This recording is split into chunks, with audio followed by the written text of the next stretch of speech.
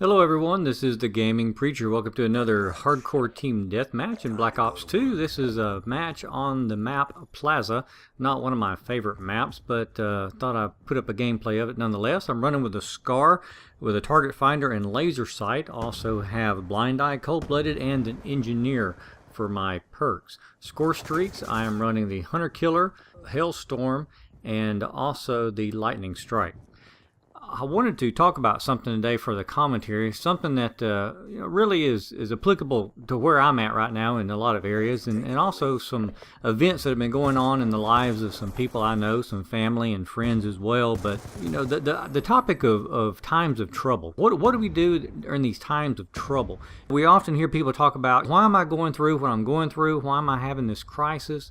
What do I do about this grief that's in my life? And it's a legitimate question to ask. I mean, a lot of Christians in particular tend to be afraid of asking God why, trying to resolve the crisis that we're in. Now, if we're going through tough times, we need to know why and what we should do when we're there. Now, if not, we can get confused, we get frustrated, we get disillusioned, begin to question, our faith.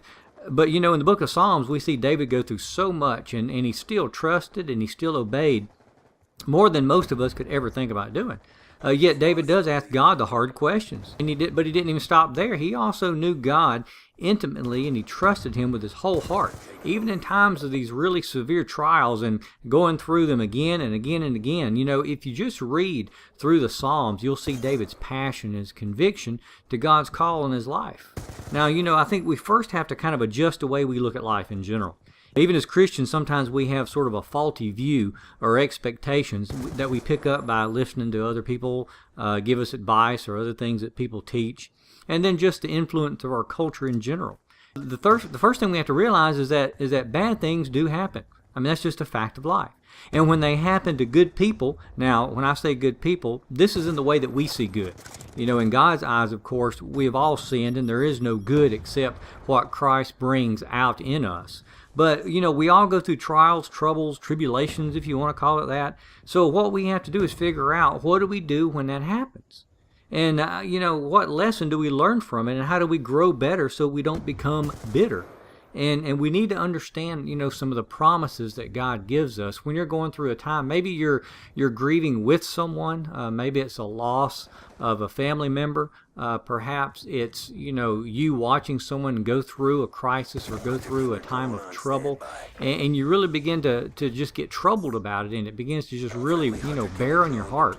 And just, honestly, it can just drag you down. It can just sap the life right out of you. Psalm 46:1 has a great statement. It says, God is our refuge and strength, a helper who is always found, an ever-present help in trouble, some translations say.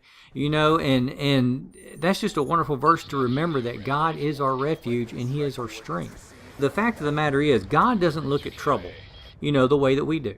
Where we see stress, God sees opportunities. Where we see a crisis, he sees an opportunity to grow. And God's purpose in times of crisis and trouble, I think, is to teach us some very important lessons, some very important things, to educate us, to build us up, to make us stronger. And when we learn from these and we kind of ride out these storms of life, picture yourself on a boat. I was watching that movie Castaway the other night, watching Tom Hanks out there on that raft with his soccer ball friend Wilson. You just think of someone riding out on something like that, riding out a storm. We ride these storms out in our life, and we'll see the great promise fulfilled. We need to see the joy, we need to see the opportunity through these times of trouble, through these problems that we have. So when God tests us, when this bad stuff happens, we need to see it as a time for us to learn and to trust him. Admit it, unexpected crises are part of life. Okay? I mean, things are going to happen. And if you think of them like a storm, and I've heard many people say this before, that at this very moment, you're in one of three storm categories, if you want to think it in terms of like a category 3 or 4 or 5 hurricane. But at this moment, we're all in one of three categories. Either we've just come out of a storm, either you're in one right now, or you're going to be heading into one shortly. And like with these crises, they cannot be escaped. Down here in Mississippi, we have a lot of people with storm shelters. And just because when a tornado comes, you crawled, down and hunker down in your storm shelter, that doesn't mean that the storm has gone away. It just means that you are sheltered from it. So as with these crises that come up, we have to learn to prepare and to ride them out by learning and by maturing from them and through them. And I think we have to really learn so much from our mistakes, because sometimes we don't make mistakes, but then oftentimes we do. But we have to really learn from our experiences so we can grow in our faith and our practice. We have to be willing to ask God to ease our grief, ask God to comfort us. When you do that, you're not denying, you're not ignoring a crisis. You're going through it for some reason. But as David did, you just tell God exactly how you feel. Use this to enhance, to strengthen your relationship with Him. So ask God to ease your grief. There's nothing wrong with that. Ask God to bring you comfort in your time of trouble. And then also, and this is probably one of the hardest things for people to do, I know it is for Christians for some reason, but be willing to receive help from other people. Don't isolate yourself. Christianity is not a solo sport. It's not a Lone Ranger event. It's a team effort with relationships, with opportunities, and you have to find your support in a good, solid church family in addition to your own family. If you're in a larger church, seek out some small groups that you can get involved with, but don't go alone. Don't try to ride it out on your own thinking that, I'm strong enough, I can handle this. Because that's what your brothers and sisters are here for, is to help you out. And I think another thing we have to do is we just have to refuse to be bitter. You have a choice. You can either become better or you can become bitter. You think of the story of Job, and all that he went through. And you think, how can I avoid being bitter? Well, we have to accept what can't be changed. Death is a reality of life. Sickness is a reality of life. The world we live in is no longer a perfect world. It's a world of, of death, of sin, of corruption. It's just not the way God intended it to be. But we have to accept what can't be changed. But we have to focus on what we still have, not on what we've lost. So I think we have to just resolve ourselves not to be bitter.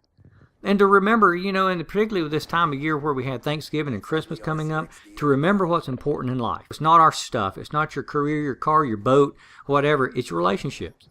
It's not things that matter. It's relationships. And we have to focus on Christ, because really that is our resource for strength that we have access to. It gives us the ability to persevere through these tough times. So how do you do this? Well, you placed your trust and your reliance on Christ. That's where our stability, that's where our strength comes from. And we have to learn to listen. If you have a time of prayer, a time of devotion with God, to listen to what He says, to take godly advice from the different directions that it comes from.